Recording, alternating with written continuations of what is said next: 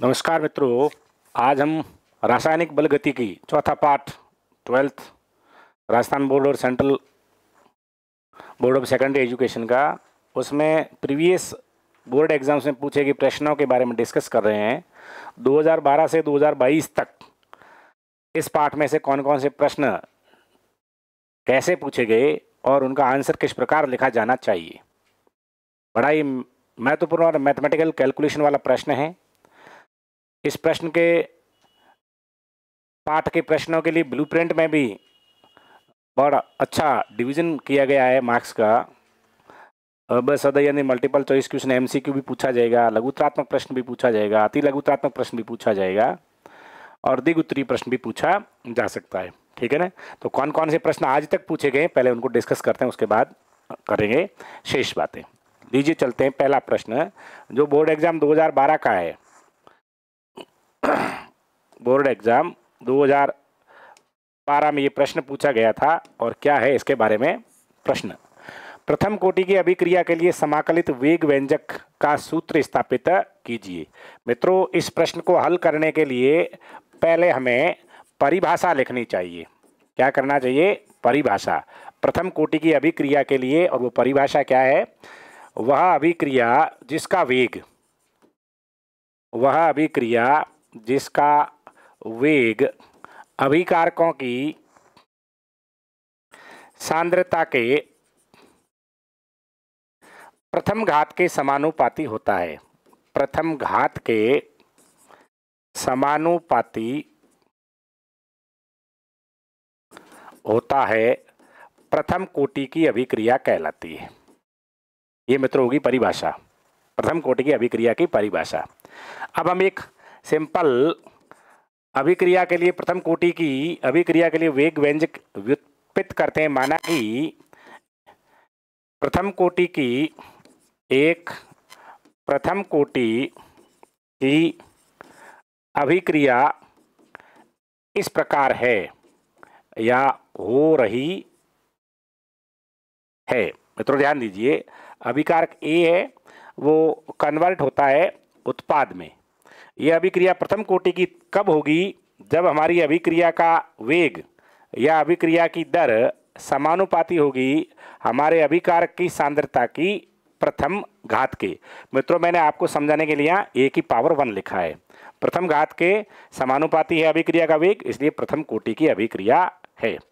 ठीक है मित्रों, अब हम इसको आगे ले चलते हैं। हमने लिखा है आर यानी वेग। वेग को हम ऐसा भी लिख सकते हैं -dA/dt बराबर समानुपाती a की पावर 1। पहले समानुपाती रखते हैं। या लिख सकते हैं -dA/dt बराबर K1। आपकी जानकारी के लिए मैं K1 लिख रहा हूं क्योंकि ये प्रथम कोटि की अभिक्रिया है, रासायनिक गतिकी की प्रथम कोटि का पालन करती है, अनुसरण करती है। अब ए की घात 1 ना लिखूं तो भी आप समझ गए हैं। ये जो मैंने समीकरण लिखा है ये प्रथम कोटि की अभिक्रिया के लिए अवकल वेग समीकरण है। क्या है मित्रों? प्रथम कोटि की अभिक्रिया के लिए अवकल वेग समीकरण है। हालांकि इस प्रश्न में ये नहीं पूछा गया है, आपकी जानकारी के लिए बता दे रहा हूं। अवकल वेग समीकरण है किसके लिए? प्रथम कोटि की अभिक्रिया के लिए। ठीक है मित्रों, तो अब हम क्या करते हैं, दोनों राशियां एक जैसी को एक तरफ कर लेते हैं। -dA/A बराबर K1 और dt को इधर ले जाते हैं। दोनों पक्षों को माइनस से गुणा कर दें तो हमारे पास बचेगा dA/A बराबर -K1 dt। ठीक है। इस समीकरण का समाकलन करने पर ऐसा लिख सकते हैं हम dA/A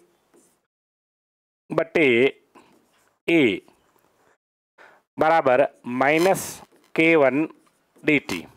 क्योंकि प्रारंभ में जब t बराबर 0 हो तो हम सांद्रता को A0 लिख सकते हैं और ये A0 सांद्रता है। हम यहाँ लिख लेंगे, कहाँ लिख लेंगे? यहाँ पर, तो D0/A हो जाता है। ठीक है मित्रों,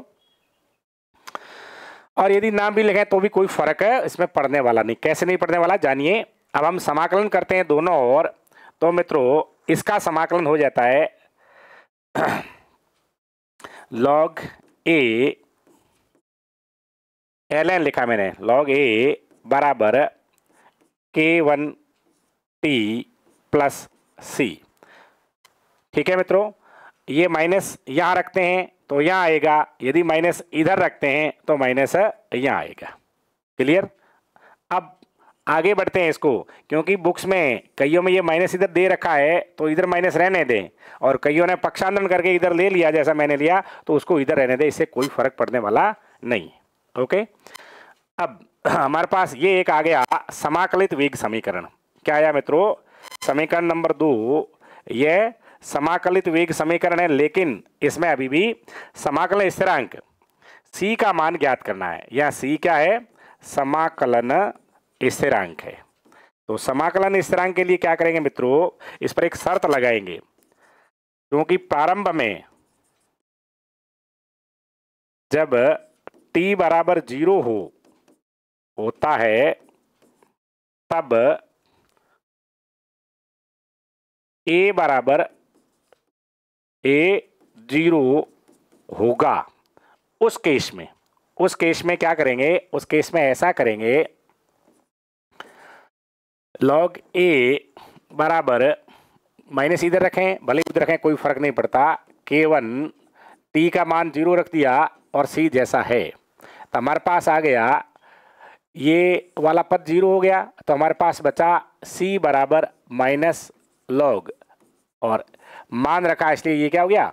a0। ये मान समीकरण उसमें रख लें, ये मान उस समीकरण में रखें। किसमें? यहाँ पर।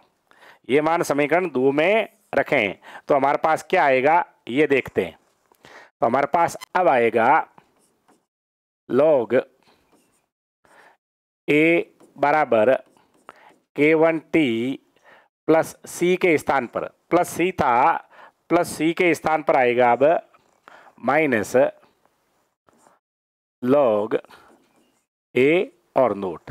यदि हम इधर माइनस रखते हैं तो ये यहाँ माइनस रह जाएगा, और यदि उधर माइनस रखते हैं तो अब ये वाला प्लस आ जाएगा। ठीक है ना। खैर, पक्षांतरण करते हैं तो हमारे पास आएगा log a,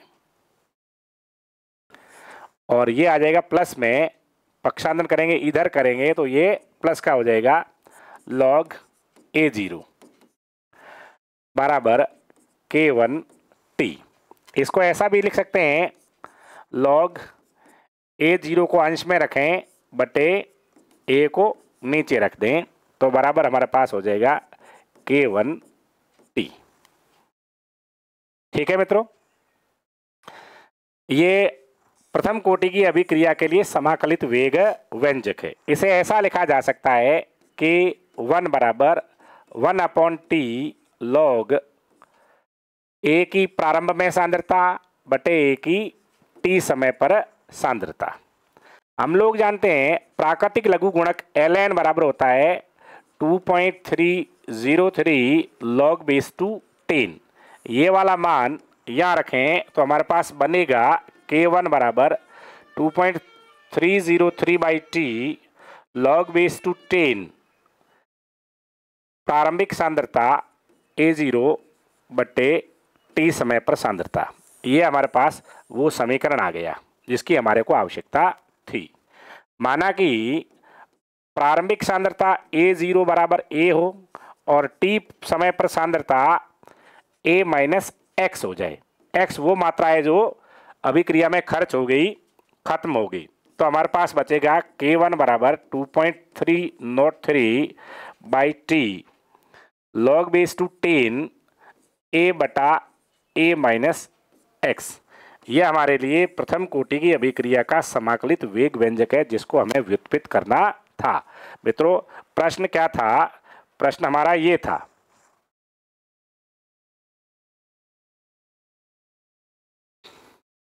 प्रथम कोटि की अभिक्रिया के लिए समाकलित वेग व्यंजक व्युत्पन्न सूत्र स्थापित कीजिए।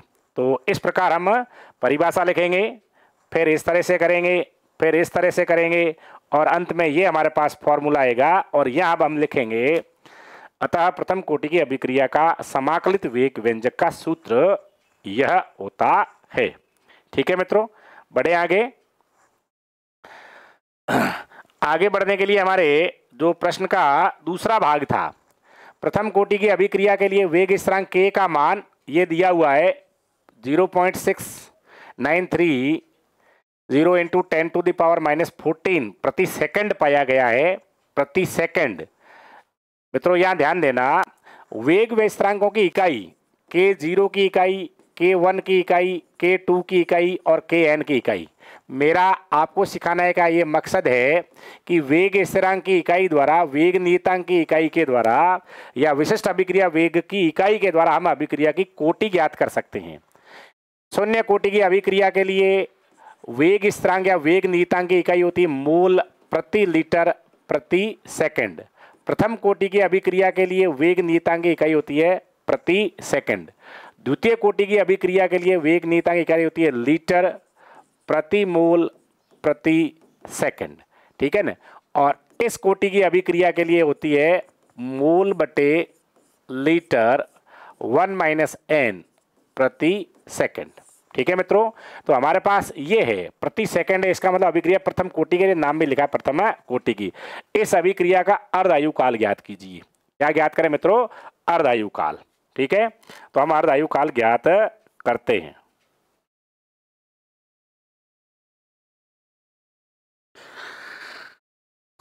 अर्धायु काल ज्ञात करते हैं, हम आगे बढ़ते हैं।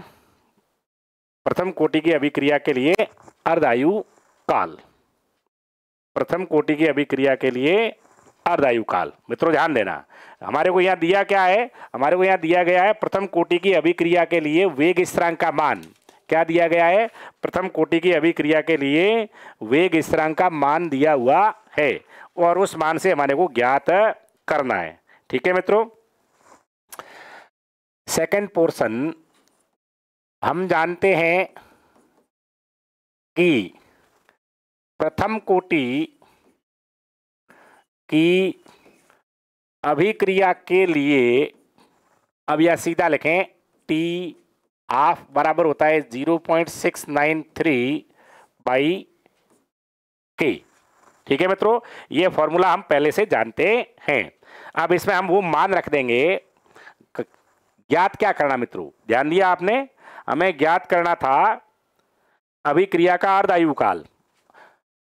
तो टी हाफ बराबर होगा 0.693 बाई के का मान। के का मान हमारे को दिया गया है 0.693 इंटू 10⁻⁻14 प्रति सेकंड।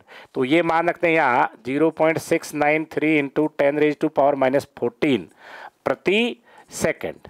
ठीक है मित्रों, इसको हल करेंगे तो ये इससे कैंसिल हो जाएगा और हमारे पास बचेगा 1/10⁻⁻14। इसको ऊपर ले जाएंगे तो टी हाफ बराबर हमारे पास होगा 10⁻14 प्रति सेकंड, या सेकंड 10⁻14 सेकंड।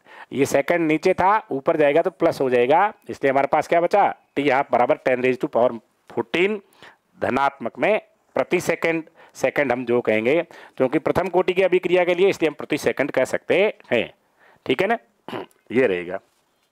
ठीक है, प्रश्न का अगला पोर्शन ये तो हल हो गया। प्रश्न का मित्रों अगला पोर्शन हमारा क्या है, उसको ध्यान से देखिए। प्रश्न का अगला पोर्शन, एक ऊष्माक्षेपी अभिक्रिया के लिए स्थितिज ऊर्जा, एक अभिक्रिया के लिए स्थितिज ऊर्जा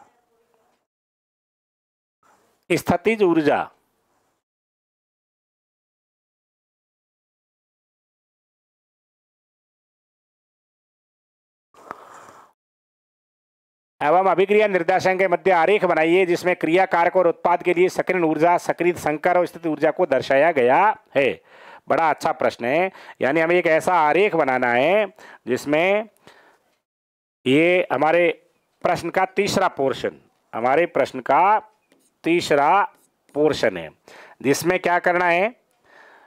अभिक्रिया निर्देशांक, अभिकारक, उत्पाद अभिक्रिया की स्थितिज ऊर्जा, सक्रियत संकर, इनके मध्य बनाना है आरेख। ठीक है मित्रों, तो चलिए इस प्रकार तीसरा पोर्शन लगाकर लिखेंगे। आरेख निम्नानुसार होगा या निम्न प्रकार होगा। आपको जो शब्द ठीक लगे वो लिखना है और ऐसा एक ग्राफ खींच लेंगे। ठीक है, इस तरफ लिखेंगे स्थितिज ऊर्जा, पोटेंशियल एनर्जी, पोटेंशियल यानी स्थितिज ऊर्जा। इस तरफ लिखेंगे अभिक्रिया निर्देशांक या अभिक्रिया की प्रगति। ठीक है मित्रों, और यहां लिखेंगे अभिकारक, हमने लिख दिया अभिकारक A प्लस बी। ये अभिकारकों की प्रारंभिक सांद्रता नहीं, ये अभिकारकों की औसत ऊर्जा है और ये अभिकारक आपस में क्रिया करने के लिए इतनी ऊर्जा चाहिए और डेली ऊर्जा के बराबर ऊर्जा प्राप्त करके अभिकारक इस प्रकार उत्पाद में बदल जाते हैं। ये बन गया उत्पाद AB। A प्लस बी जुड़कर क्या बना दिया? AB बना दिया। अब क्या क्या दर्शाना है? दर्शाना ये है, दर्शाना ये वाला है। ध्यान दीजिए मित्रों, ये यहाँ से लेकर के यहाँ तक ये रहेगी सक्रियण ऊर्जा। क्या होगी ये? सक्रियण ऊर्जा। सक्रियत संकर कहाँ बनेगा? माना कि मैं यहाँ उत्पाद C लिख देता तो ये इस प्रकार से सक्रियत संकर बनेगा, A डैश B डैश और ये हम लिख दें AB प्लस C। तो ये इस तरह से ये सक्रियत संकर। क्या मित्रों? ये सक्रियत संकर। डेली ऊर्जा पूछे तो यहाँ से यहाँ तक की ऊर्जा यानी औसत ऊर्जा और सक्रियण ऊर्जा का जो अंतर है वो डेली ऊर्जा है। अभिक्रिया एंथैल्पी पूछा होता है इसमें, तो यहाँ से यहाँ अभिकारकों और उत्पादों के मध्य जो एनर्जी गैप है, स्थिति ऊर्जा का अंतर है, वो अभिक्रिया एंथैल्पी। और चूंकि यहाँ उत्पादों की ऊर्जा कम है इसलिए यहाँ ऊष्मा का उत्सर्जन होता है, ऊष्माक्षेपी अभिक्रिया। बहुत अच्छा प्रश्न है मित्रों। लीजिए चलते हैं अगले सवाल की ओर। हमारे पास अगला प्रश्न ये आ गया मित्रों, रासायनिक अभिक्रिया में 10 डिग्री सेंटीग्रेड तापमान, 10 डिग्री सेंटीग्रेड तापमान वृद्धि से वेग स्थिरांक में लगभग दुगुनी वृद्धि हो जाती है। नामांकित वितरण वक्र से समझाइए। ठीक है, मैक्सवेल बोल्ट्जमान का वितरण वक्र। पोर्शन अ ये हल करना है। ठीक है ना, तो क्या लिखेंगे हम? वितरण वक्र, या हेडिंग लिखेंगे मित्रों वितरण वक्र। और इसने कहा नामांकित, बिल्कुल बाकायदा नामांकित करेंगे इसके लिए। तो कैसा करेंगे? मैक्सवेल और बोल्ट्जमान ने इस प्रकार से एक वितरण वक्र दर्शाया था।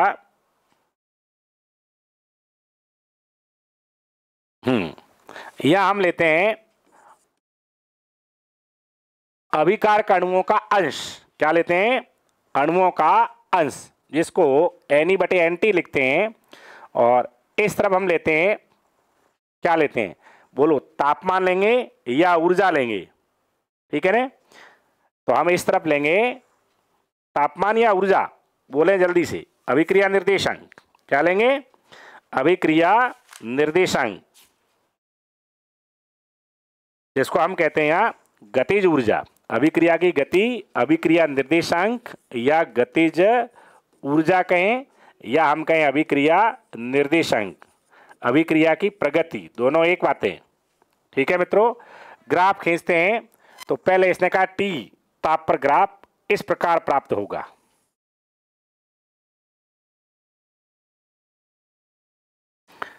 ताप बढ़ाकर 10 डिग्री सेंटीग्रेड बढ़ा दिया जाता है। तो अगला ग्राफ में ब्लैक पेन से खींच रहा हूं, जो शीर्ष है वो थोड़ा नीचे आ जाएगा और राइट हैंड साइड में क्या हो जाएगा? विस्थापित हो जाएगा। अब ये ग्राफ इस प्रकार से प्राप्त होगा। मित्रों, माना कि ये सक्रियण ऊर्जा है। ये क्या है? अभिक्रिया के अभिकारकों को उत्पाद में बदलने के लिए सक्रियण ऊर्जा है। तो पहले केवल इतने वाले अभिकारक अणु ही उत्पाद में बदल रहे थे और अब ये थोड़ा ज्यादा हो गया। थोड़ा ज़्यादा हो गया, देखिए इधर, अब ये जो क्षेत्रफल है वो दुगुना हो गया। कितना हो गया मित्रों? दुगुना। ये वाला मैं ब्लैक से रेखांकित कर रहा हूं, ये ब्लैक वाला ये T प्लस 10 डिग्री सेंटीग्रेड पर है और ये T डिग्री सेंटीग्रेड पर है। तो अभिक्रिया में भाग लेने वाले अभिकारक अणुओं का अंश पहले इतना ही था, पहले माना कि 200 था, और अब इन दोनों का मिलाकर 400 हो गया। कितना हो गया? 400। यही बात पूछी इसने कि वेग स्थिरांक में लगभग दुगुनी वृद्धि हो जाती है। इसने पूछा यूं है कि के टी प्लस 10 बटे के टी बराबर लगभग 2। तो ये वाली बात यहाँ हमारे को स्पष्ट होती है, ये हमारे से पूछा गया है। चलिए लीजिए दूसरा पोर्शन ब। ताप 350 से 400 केल्विन परिवर्तित करने पर प्रथम कोटि अभिक्रिया का वेग स्थिरांक 4 गुना बढ़ जाता है। सक्रियण ऊर्जा की गणना यह मानकर कीजिए कि ये ताप के साथ परिवर्तित नहीं होती। सक्रियण ऊर्जा यदि ताप के साथ परिवर्तित नहीं हो तो हम इसे कैसे ज्ञात करेंगे मित्रों? ये हमें ज्ञात करना है। फर्स्ट ऑफ ऑल हम लोग जानते हैं सक्रियण ऊर्जा के लिए log K2 बटे K1 बराबर EA बाई 2.303 R और T2 माइनस T1 बटे T1 T2।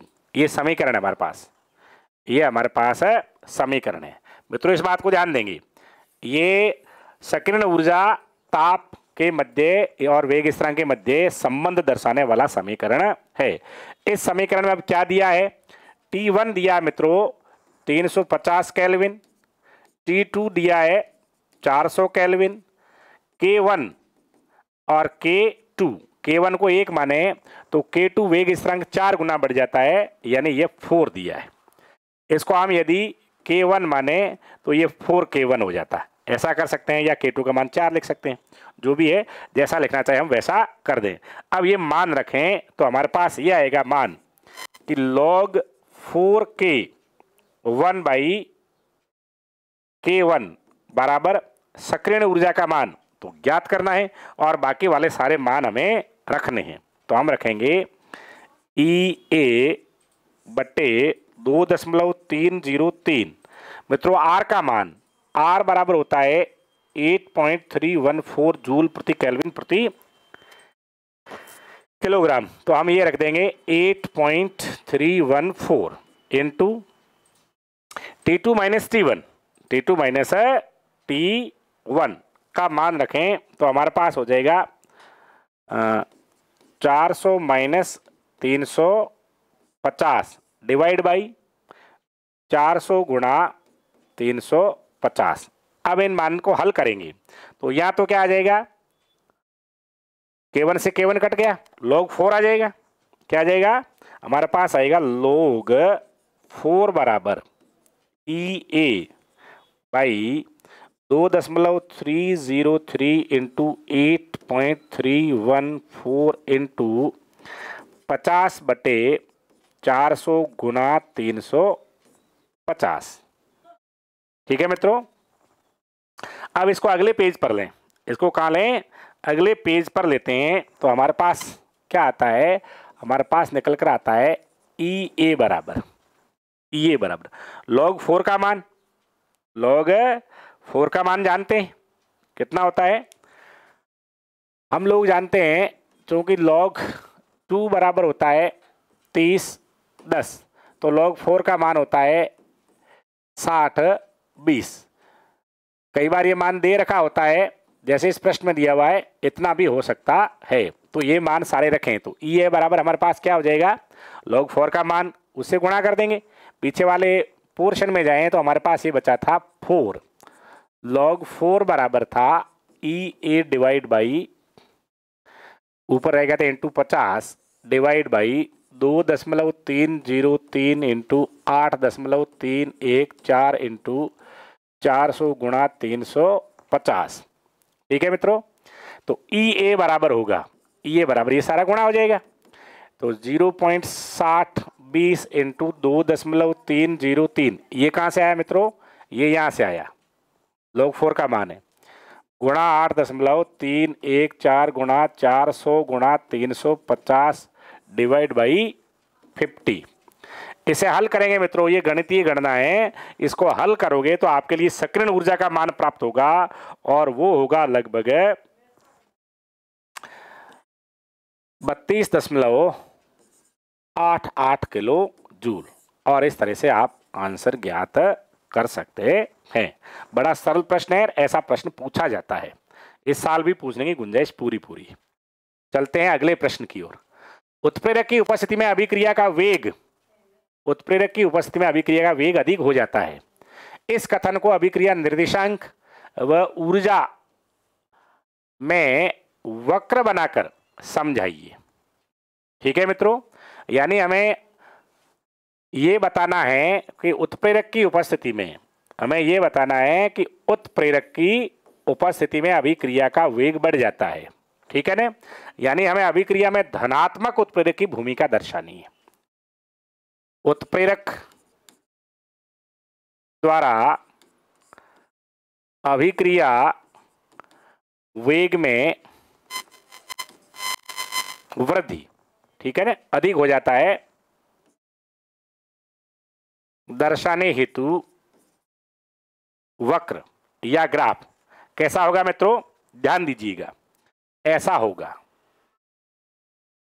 ये एक अभिक्रिया है जहां अभिक्रिया के लिए स्थितिज ऊर्जा को इस y एक्सिस पर देते हैं और x एक्सिस पर, x अक्ष पर अभिक्रिया निर्देशांक लेते हैं, अभिक्रिया की गतिज ऊर्जा लेते हैं। तो बिना उत्प्रेरक इस प्रकार से क्रिया होती है और उत्प्रेरक की उपस्थिति में इस प्रकार से क्रिया, हाँ, उत्प्रेरक की उपस्थिति में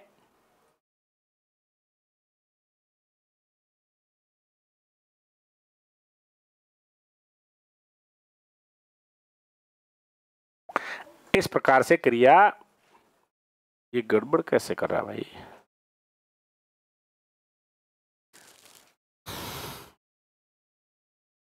उत्प्रेरक की उपस्थिति में क्रिया इस प्रकार हो जाती है। ठीक है मित्रों, इसकी हमारे की आवश्यकता नहीं है। अब ध्यान दें, ये जो सक्रियण ऊर्जा है या ये जो अभिक्रिया है, ये बिना उत्प्रेरक है, बिना उत्प्रेरक, और ये वाली जो अभिक्रिया है यह उत्प्रेरक की उपस्थिति में। ये हमें यह बताती है कि अभिक्रिया कम समय में, अभिक्रिया कम समय में पूरी हो जाती है। इसके लिए ये सक्रियण ऊर्जा EA1 माने और इसके लिए सक्रियण ऊर्जा EA2 माने, तो EA1 is greater than EA2, इस प्रकार से लिखा जा सकता है, लिखा जाना चाहिए। ठीक है मित्रों, यह अभिक्रिया के लिए इस प्रकार का आरेख बनाया जाना चाहिए। एक अभिक्रिया के लिए क्रिया कारकों की प्रारंभिक सांद्रता 0.4 m, वेग स्थिरांक 2 इतने मोल प्रति लीटर प्रति सेकंड है। देख लें, मोल प्रति लीटर प्रति सेकंड है, इसका मतलब अभिक्रिया है वो शून्य कोटि की है। अभिक्रिया का अर्ध आयु काल ज्ञात कीजिए।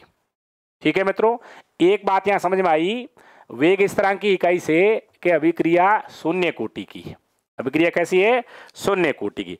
अब हमें यह पता होना चाहिए कि शून्य कोटि की अभिक्रिया के लिए हमारा वेग स्थिरांक किस प्रकार होता है। मित्रों आप जानते हैं क्या?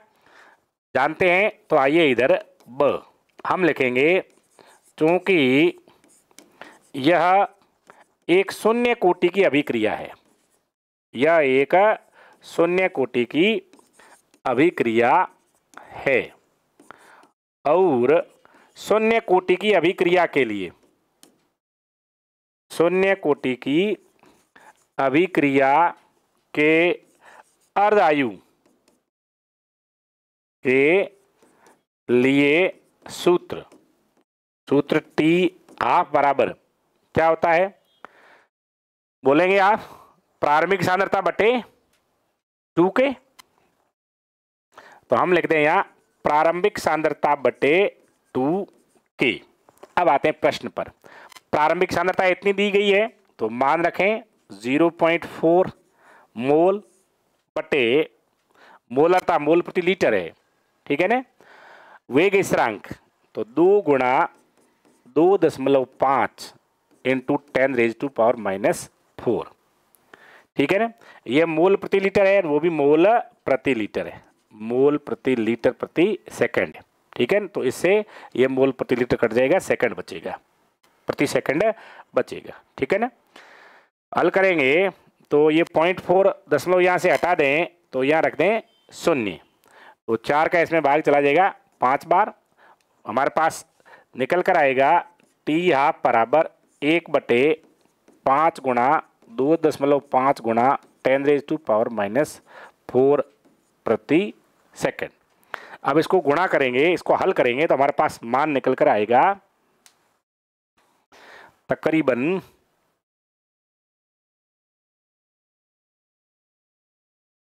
4 है, 4 का भाग 20 में 5 बार, चलो बिल्कुल ठीक है। तो ये जो मान आएगा उसको हल कर देंगे, लगभग आएगा 8 इंटू 10⁻⁻⁴ है, ये ऊपर चला जाएगा और उससे कैंसिल हो जाएगा, गुणा से इतने प्रति सेकंड। इस प्रकार ये प्रश्न आपको हल करना है। मित्रों बात समझ में आ गई। पहला, उत्प्रेरक की उपस्थिति में अभिक्रिया का वेग, धनात्मक उत्प्रेरक की भूमिका दर्शानी है। उत्प्रेरक की प्रेजेंस में सक्रियण ऊर्जा का मान घट जाता है, नए पथ का सिलेक्शन हो जाता है, ये ग्राफ बनेगा। और दूसरे वाले में हमारे को फॉर्मूला यदि याद है शून्य कोटि की अभिक्रिया के लिए, T½ बराबर प्रारंभिक सांद्रता R0 लिखें, R कुछ भी लिखें बटे 2K, तो इसका मान और इसका मान रख दिया, समीकरण हल हो जाएगा। ठीक है मित्रों, लीजिए चलते हैं अगले सवाल की। और क्या प्रश्न है? अभिक्रिया वेग और वेग स्थिरांक में 2 अंतर दीजिए। बड़ा अच्छा प्रश्न है। अभिक्रिया वेग और वेग स्थिरांक। मित्रों यहाँ वेग स्थिरांक की जगह कई बार विशिष्ट अभिक्रिया का विशिष्ट वेग भी लिखते हैं, अभिक्रिया का विशिष्ट वेग। तो पहले हम इसको हल करते हैं। अभिक्रिया का वेग और वेग स्थिरांक में अंतर। अभिक्रिया का वेग R और अभिक्रिया का वेग स्थिरांक, जिसको विशिष्ट अभिक्रिया वेग भी कहते हैं, इन दोनों में अंतर क्या है? R और K में अंतर। बड़ा रोचक और वेरी इंपॉर्टेंट प्रश्न है मित्रों, नोट कर लें, 2023 का प्रश्न है। ठीक है ना। अथवा अभिक्रिया के वेग और विशिष्ट अभिक्रिया वेग में भेद कीजिए। 2020 में इस रूप में पूछा गया, वेग और विशिष्ट अभिक्रिया वेग में 2020 में सवाल पूछा गया। पहली बात, अभिक्रिया का वेग किसे कहते हैं? एकांक समय में अभिकारकों या उत्पाद की सांद्रता में होने वाले परिवर्तन को अभिक्रिया का वेग कहते हैं। क्लियर मित्रों? एकांक समय में अभिकारकों या उत्पाद की सांद्रता में होने वाले परिवर्तन को अभिक्रिया का वेग कहते हैं। विशिष्ट अभिक्रिया वेग या वेग स्थिरांक किसे कहते हैं?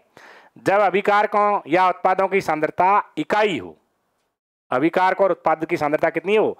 इकाई हो, तब अभिक्रिया वेग को वेग स्थिरांक या विशिष्ट अभिक्रिया वेग कहते हैं। मेरे कहने का मतलब ये, R बराबर होगा K A और B। ठीक है, ये वेग व्यंजक है, और बटे लिख दे हम T, या R बराबर हम लिख दें dA/dt, यह ठीक रहेगा। एकांक समय में होने वाला परिवर्तन। और यहां अभिक्रिया का वेग बराबर क्या होगा? K A B। यदि अभिकारक A और B की सांद्रता समान और इकाई हो, ठीक है ना, तब क्या करेंगे? अभिक्रिया का वेग R बराबर हो जाएगा K। अब इस K को कहेंगे मित्रों विशिष्ट अभिक्रिया वेग। क्या कहेंगे? विशिष्ट अभिक्रिया वेग। चलो मैं आपको समझाने लग गया। उत्तर क्या लिखना? उत्तर लिखना है इन दोनों की परिभाषा। वेग किसे कहते हैं? एकांक समय में अभिकारकों की सांद्रता में होने वाले परिवर्तन को अभिक्रिया का वेग कहते हैं, और इसकी इकाई मोल प्रति लीटर प्रति सेकंड होती है। इसके लिए क्या बोलेंगे? जब अभिकारक और उत्पाद, जब अभिकारकों की सांद्रता समान और इकाई हो, तब किसी अभिक्रिया के वेग को ही वेग स्थिरांक या विशिष्ट अभिक्रिया वेग कहते हैं, और इसकी इकाई विशिष्ट अभिक्रिया वेग की इकाई यानी वेग स्थिरांक की इकाई होती है। ठीक है मित्रों, इसलिए इसकी इकाइयां वो बदलती रहती है कोटि के अनुसार। ठीक है,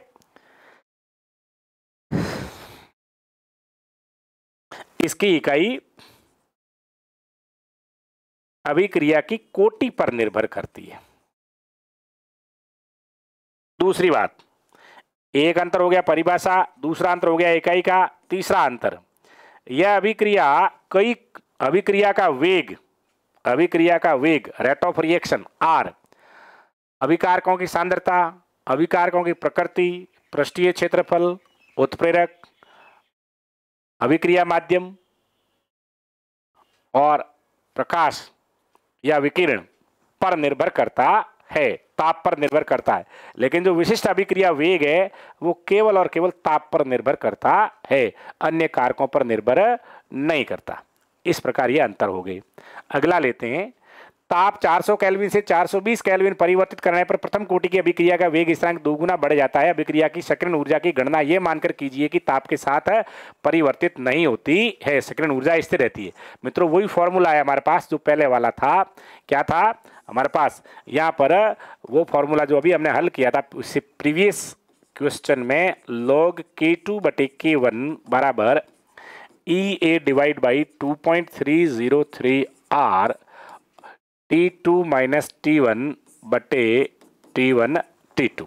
ठीक है मित्रों, यहाँ क्या किया है, तापमान T1 दिया है इन्होंने 400 केल्विन और T2 दिया है 420 केल्विन। ठीक है मित्रों, R का मान दे दिया है और log बेस टू 10 log 2 का मान दे दिया 30/10। log 2 का मान क्यों दे दिया? क्योंकि वेग 2 गुना बढ़ जाता है, इसलिए हमारे पास एक हो जाएगा K2 बराबर 2K1 और K1 बराबर 1K1, यानी इतना दुगुना हो जाता है तब। तो हमारे पास मित्रों निकल कर आएगा ये वाला log 2/1, 2K1/1K1 लिखें, या भले ही log 2 बराबर EA माइनस बटे 303 R into T2 minus T1 बटे T1 T2, ये मान रखें तो हमारे पास आएगा log 2 का मान 30/10 बराबर हो जाएगा EA बटे 2.303 इंटू R का मान 8.314 जूल प्रति केल्विन गुणा वहाँ 420 माइनस 400 तो 20 बटे 400 गुणा 420, ये मान आ जाएगा। अब करेंगे तो हमारे पास EA बराबर आ जाएगा 0.313 गुणा 2.303 गुणा 8.314 गुणा 400 गुणा 420 बटे में 20।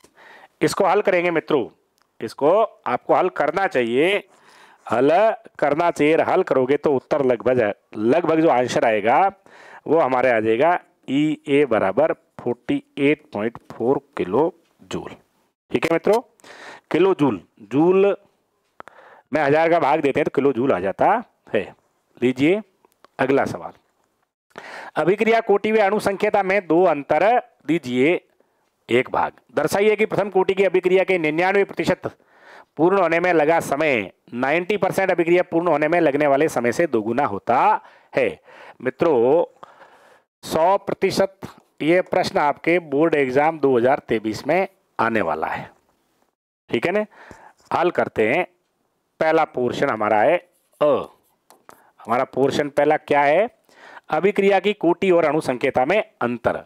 लीजिए मित्रों, ये अभिक्रिया की कोटि और ये अणुसंख्यता। पहला, अभिक्रिया की कोटि एक प्रायोगिक पद है या मान है, जबकि ये वाला अणुसंख्यता एक सैद्धांतिक मान है। दूसरी बात, यह पूर्णांक, भिन्नांश और शून्य हो सकती है,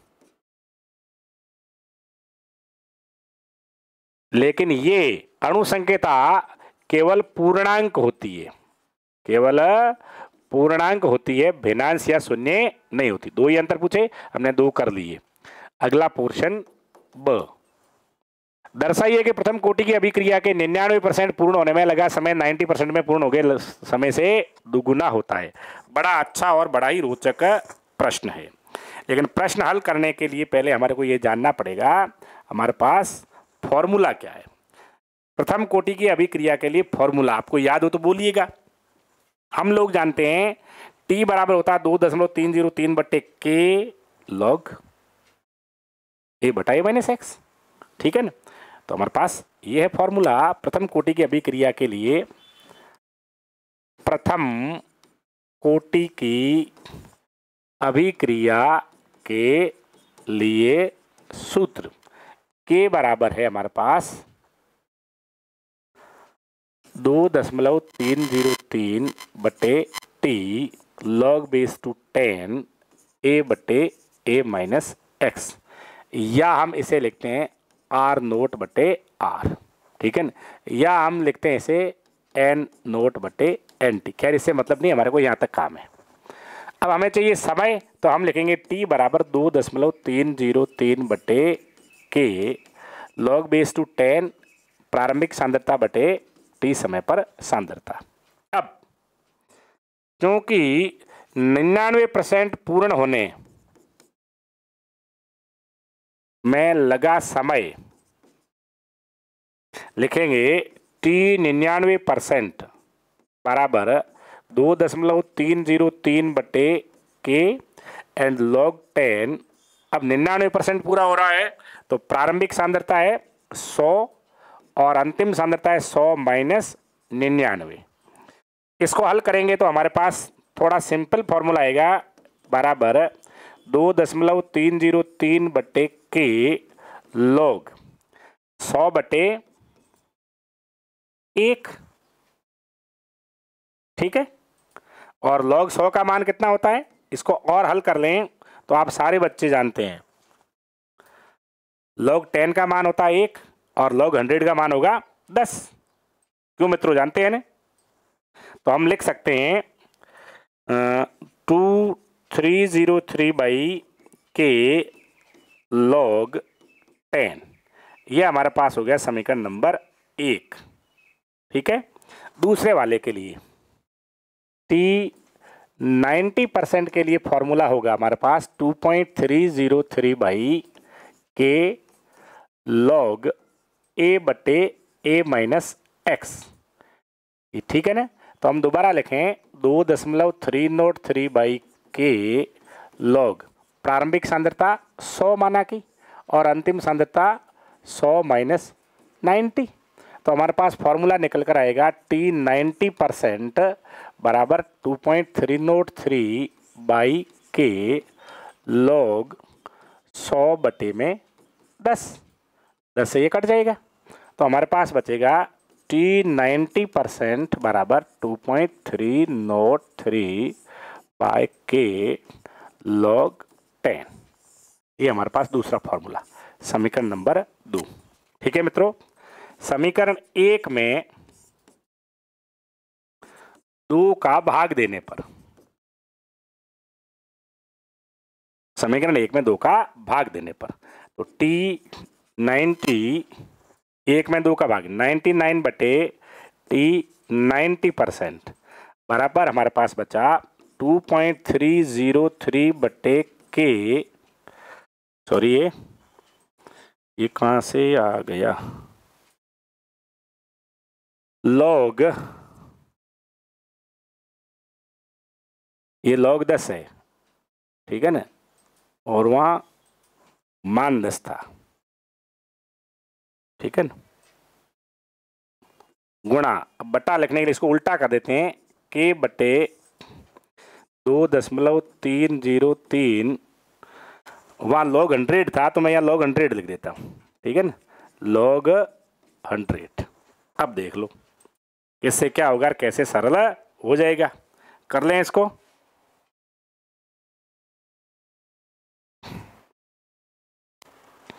तो इससे ये कट जाएगा, इससे ये कट जाएगा, ये ऊपर है और ये नीचे है, तो लॉग से लॉग ये कट जाएगा, हमारे पास बचा log 10।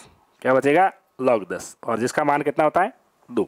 तो हमारे पास बचेगा T99 बाई T90% बराबर है log 10, और log 10 का मान होता है 2।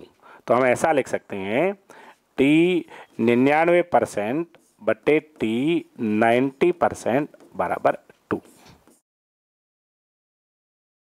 ठीक है मित्रों, इस प्रकार हम हल कर सकते हैं। इस प्रकार हम क्या कर सकते हैं? इसे हल कर सकते हैं। इस प्रकार हम इसे हल कर सकते हैं। हमारे पास अगला प्रश्न, एथिल एसीटेट के जल अपघटन का उदाहरण लेकर छद्म प्रथम कोटि की अभिक्रिया को समझाइए। ये हमारे पास एथिल एसीटेट CH3COO, C2H5, ये H2O और ये अम्ल की उपस्थिति में बनेगा CH3COOH और HOC2H5। छद्म प्रथम कोटि की अभिक्रिया अब समझाना है। छद्म प्रथम कोटि की अभिक्रिया किसे कहते हैं? तो मित्रों ऐसा लिखेंगे, जिस अभिक्रिया में भाग लेने वाले अणु 2 हो लेकिन अभिक्रिया का वेग केवल एक अणु पर निर्भर करता हो। जिस अभिक्रिया में 2 अभिक्रमक भाग लेते हो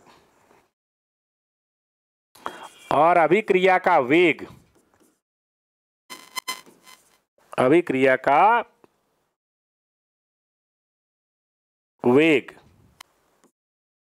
केवल एक अणु की सांद्रता पर निर्भर करे, एक अणु की सांद्रता पर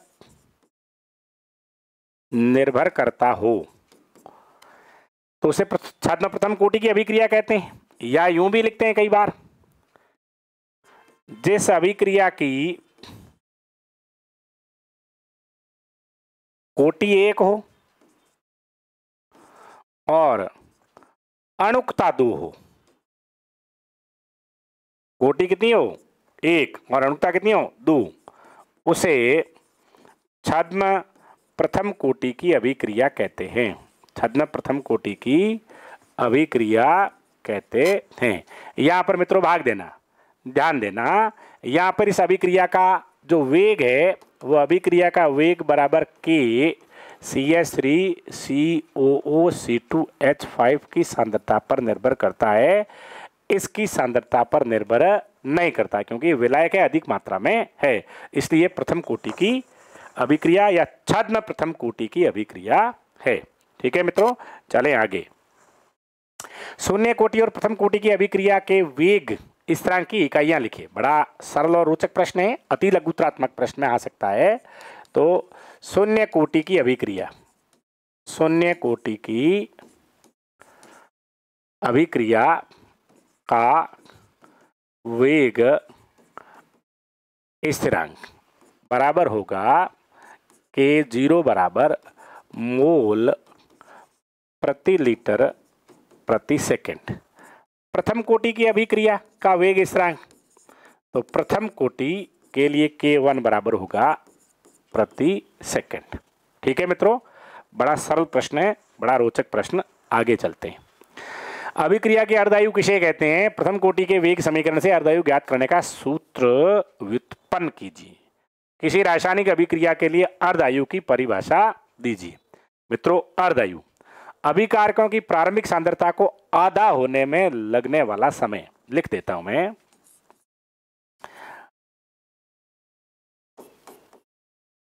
अर्धायु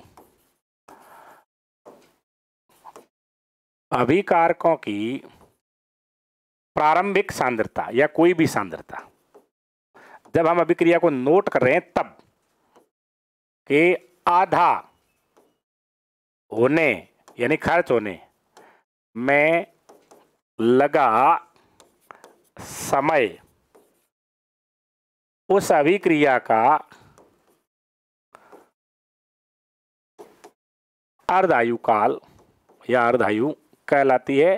काल है तो कहलाता है। ठीक है मित्रों, अब इसने क्या कहा है? प्रथम कोटि की अभिक्रिया के लिए अर्धवायु ज्ञात करने का सूत्र ज्ञात कीजिए। ठीक है मित्रों, प्रथम कोटि की अभिक्रिया के लिए अर्धवायु ज्ञात करने का सूत्र है, तो पहले हमारे पास वो फॉर्मूला होना चाहिए। कौन से वाला? ये वाला पोर्शन ब, क्योंकि के बराबर होता है 2.303 by T log base two 10 प्रारंभिक सांद्रता और अंतिम सांद्रता। ठीक है ना, अंतिम सांद्रता क्या हो, क्योंकि आर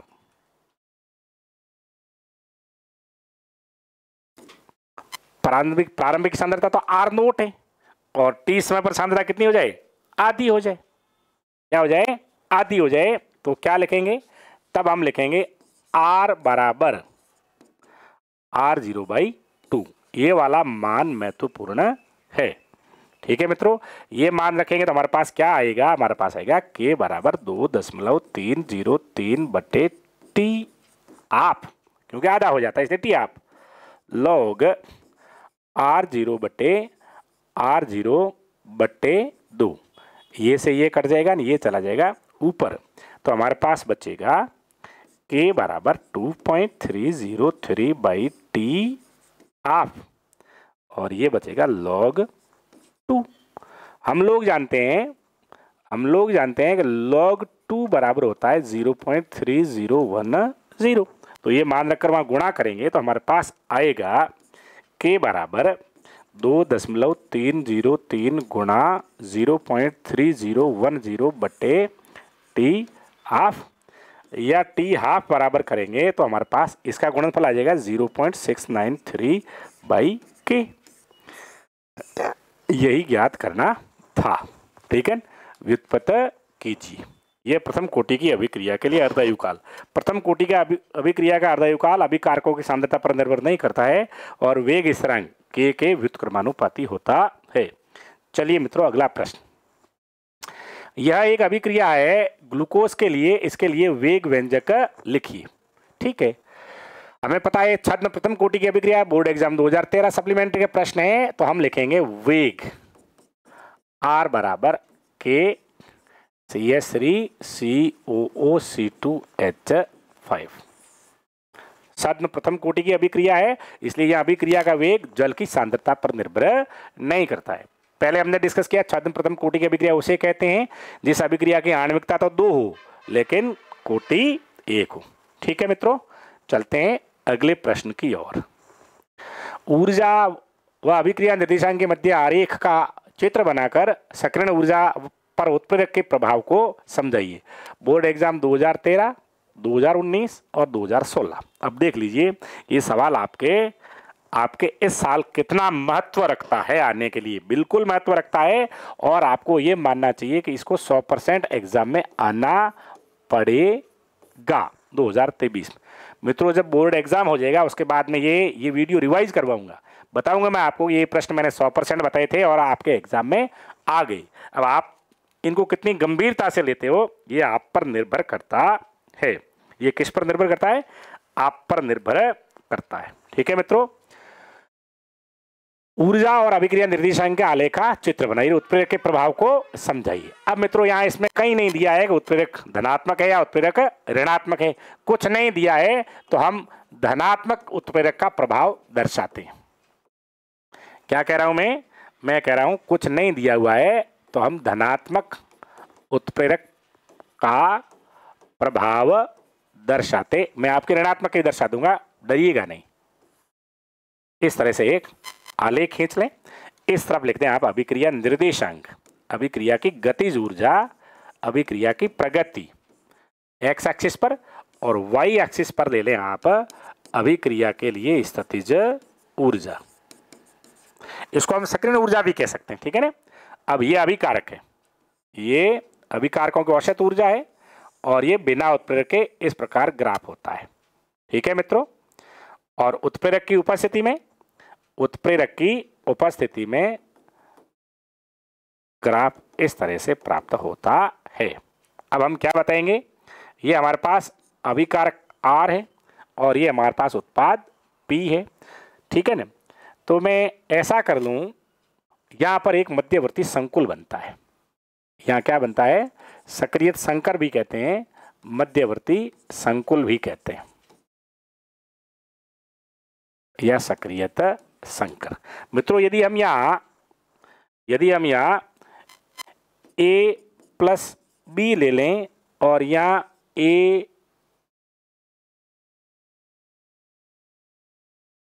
बी प्लस सी बना लें, ठीक है ना, A प्लस बी सी, और ऐसा, तो यहां हम लिखेंगे A dot dot B dot dot C, ठीक है। अब सक्रियण ऊर्जा दर्शाने के लिए ये वाला जो आरेख है, ये सक्रियण ऊर्जा बिना उत्प्रेरक, और ये वाली सक्रियण ऊर्जा में काले पेन से दर्शा देता हूं, ये वाली ई ए उत्प्रेरक की उपस्थिति में, ये आपके ग्राफ इसने पूछा है। क्या क्या पूछा? अभिक्रिया निर्देशांक और ऊर्जा के मध्य ग्राफ, ये ऊर्जा और ये निर्देशांक, जिसमें सक्रियण ऊर्जा हो है, उत्प्रेरक का प्रभाव हो है। इस अभिक्रिया की प्रगति, चूंकि अभिकारकों की तुलना में उत्पाद की ऊर्जा कम है, इसलिए अभिक्रिया ऊष्माक्षेपी है। कैसी है? ऊष्माक्षेपी है। यदि अभिक्रिया ऊष्माशोषी होती तो चलिए वो भी डिस्कस कर देते हैं। ये नाम देकर आगे पूछ लेगा ऊष्माशोषी अभिक्रिया के लिए, तब क्या करना मित्रों? ये उत्पाद को ऊपर रखना है, ठीक है ना। ये बिना उत्प्रेरक और ये हो जाएगा उत्प्रेरक की उपस्थिति में, ये बिना उत्प्रेरक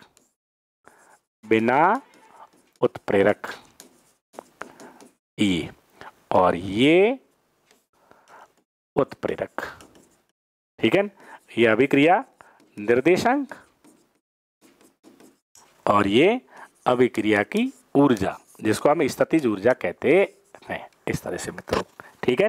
ये अभिकारक अणु A प्लस बी, और ये हो जाएगा आपके ए सी, या बन जाएगा ए बी सी, ठीक है ना।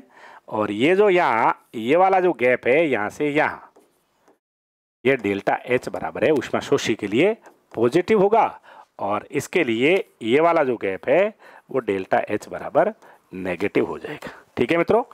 बिना पूछे दो बातें मैंने आपको बता दी। चलते हैं आगे। निम्नलिखित अभिक्रियाओं की कोटि बनाइए नहीं बताइए। कृत्रिम नाभिकीय क्षय प्रथम कोटि की अभिक्रिया। उच्च दाब पर गैसीय अमोनिया का तप्त पीटी सतह पर वियोजन शून्य कोटि की अभिक्रिया। एथीन का हाइड्रोजनन प्रथम कोटि की अभिक्रिया, और N2O5 का अपघटन, N2O5 का अपघटन है वो द्वितीय कोटि की अभिक्रिया, ठीक है मित्रों। ये अभिक्रिया और उनकी कोटियां।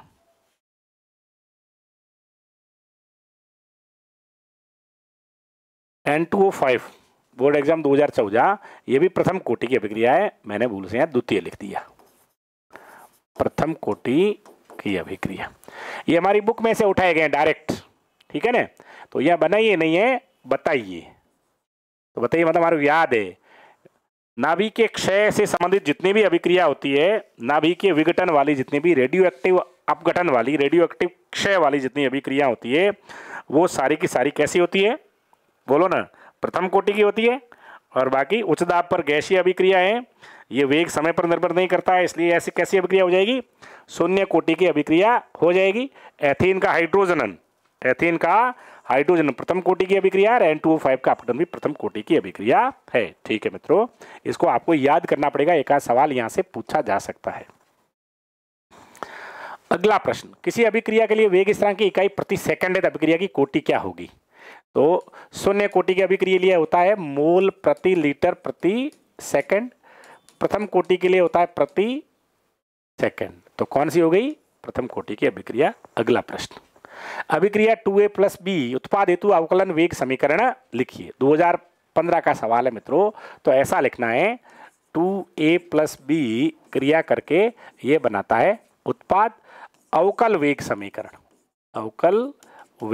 समीकरण R बराबर, यानी dx बाई dt बराबर, या उत्पाद के संदर्भ में इसलिए माइनस dx बाई dt बराबर लिखेंगे हम।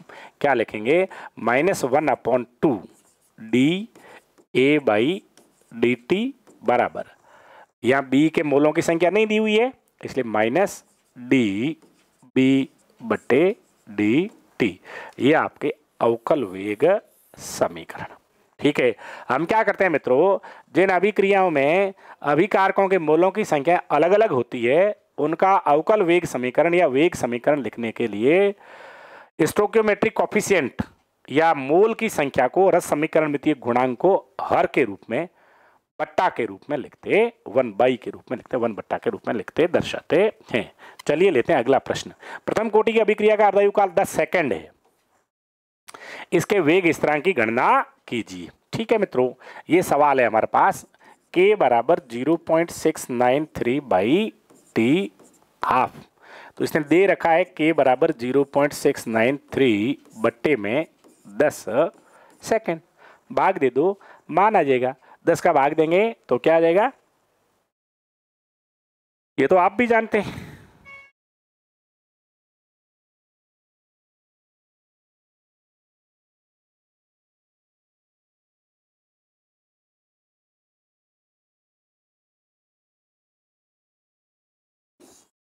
ये आ जाएगा। ठीक है मित्रों, 693। अगला प्रश्न, अभिक्रिया की आणविकता की परिभाषा दीजिए। अभिक्रिया की आणविकता की परिभाषा, मित्रों बहुत सुंदर परिभाषा बोल रहा हूं।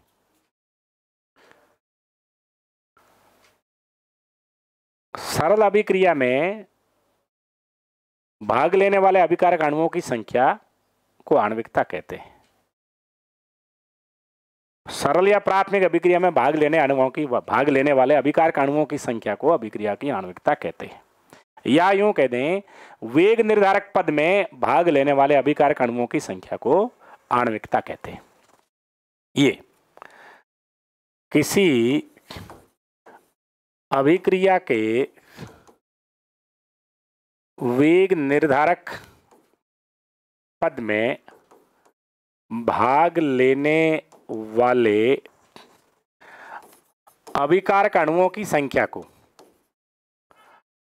अभिकारक अणुओं की संख्या को उसकी मतलब अभिक्रिया की आणविकता कहते हैं।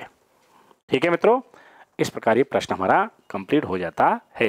लीजिए चलते हैं अगला प्रश्न। किसी रासायनिक अभिक्रिया के ताप में 10% की वृद्धि कर दी जाए तो वेग स्थिरांक कितनी वृद्धि होगी? दुगुनी। कितनी वृद्धि होगी? दुगुनी वृद्धि होगी। एक सिंपल सी बात है जिसको हम जानते हैं।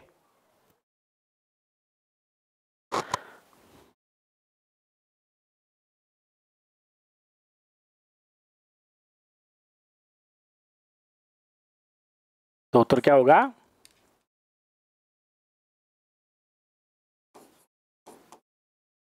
लगभग दुगुनी वृद्धि हो जाएगी। अगला प्रश्न, ये एक अभिक्रिया है जिसमें KClO3 MnO2 की प्रेजेंस में 2KCl और A2 में कन्वर्ट होता है। MnO2 का क्या कार्य है?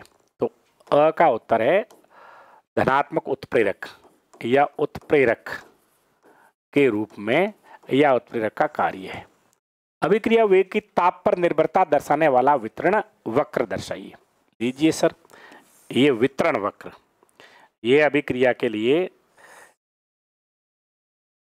T डिग्री सेंटीग्रेड पर और ये T+10 डिग्री सेंटीग्रेड पर, ये T डिग्री सेंटीग्रेड T पर, T केल्विन पर, और ये T+10 केल्विन पर, ये EA। तो ये वाला एरिया अब इस पर दुगुना हो जाता है। यह अभिक्रिया निर्देशांक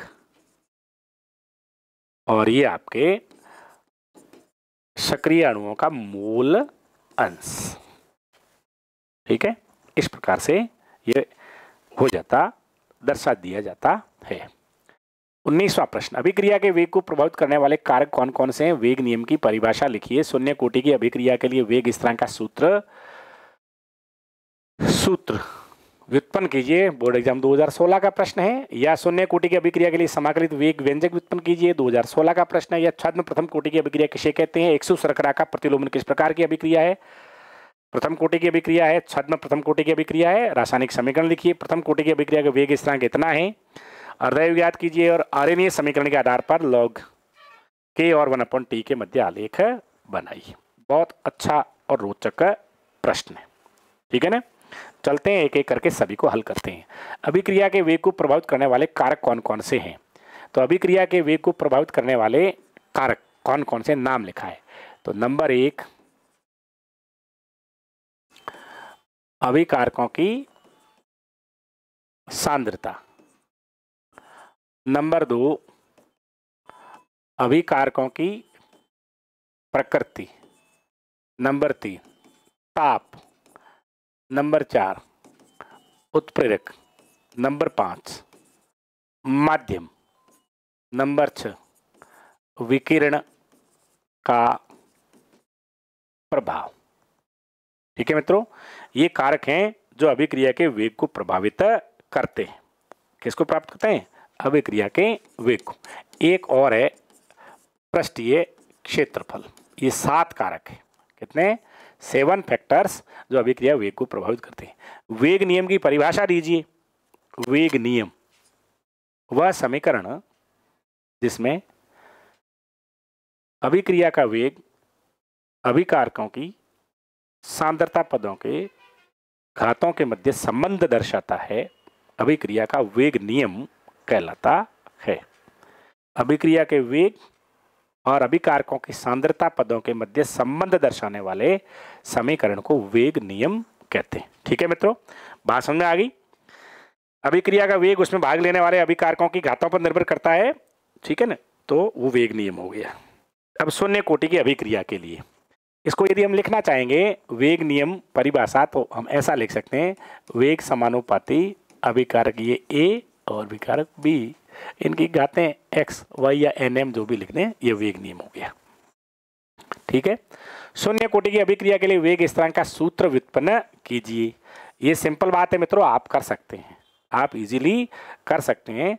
और वो सूत्र क्या आएगा वो आपको मैं लिखकर बता सकता हूं, क्योंकि ये थोड़ा ज़्यादा टाइम कंज्यूमिंग है। के बराबर प्रारंभिक सांद्रता आर नोट माइनस अंतिम सांद्रता आर बटे टी। यदि ये R naught minus R x हो तो एक्स बटे टी। ये वाला सूत्र आपको व्युत्पन्न करना है। ठीक है मित्रों, आगे एक प्रश्न और आएगा, एक या 2 प्रश्न आएंगे, उनमें इसको व्युत्पन्न कर लेंगे। ठीक है, शून्य कोटि की अभिक्रिया के लिए समाकलित वेग समीकरण ये हो गया, ये सेम है। छद्म प्रथम कोटि की अभिक्रिया किसे कहते हैं? वे अभिक्रिया जिसकी आणविकता 2 और कोटि 1 हो। इक्सु शर्करा C12 H22 O11 H2O, इसकी प्रेजेंस में C6 H12 O6 C6 H12 O6। इस अभिक्रिया का वेग समानुपाती C12 H22 O11, यानी अभिक्रिया में जल अभिक्रिया के वेग को प्रभावित नहीं करता है, इसलिए छद्म प्रथम कोटि की अभिक्रिया है। रासायनिक समीकरण लिख दिया, छद्म प्रथम कोटि की अभिक्रिया बता दी। ठीक है ना, प्रथम कोटि की अभिक्रिया का वेग स्थिरांक इतना है, तो इस अभिक्रिया की अर्धायु ज्ञात कीजिए। ठीक है मित्रों, अर्धायु टी आप बराबर 0.693 डिवाइड बाई 5 गुणा 10⁻⁻14 प्रति सेकंड। अब इसको हल करेंगे तो ये आ जाएगा 0.693 बाई 5 और ये ले जाए ऊपर 10⁻14। अब इसको हल कर लो, आंसर आपके ऑटोमेटिक आ जाएगा। आर्यनीय समीकरण के आधार पर और लॉग के मध्य ग्राफ दर्शाने वाला समीकरण बोलेंगे। तो बिल्कुल बता दें आर्यनीय समीकरण क्या होता है, पहले वो लिख लेंगे। आर्यनीय समीकरण होता है लॉग के बराबर ई ए बाई 2.303 आर। ठीक है, टी प्लस बोलो क्या होगा, लॉग ई।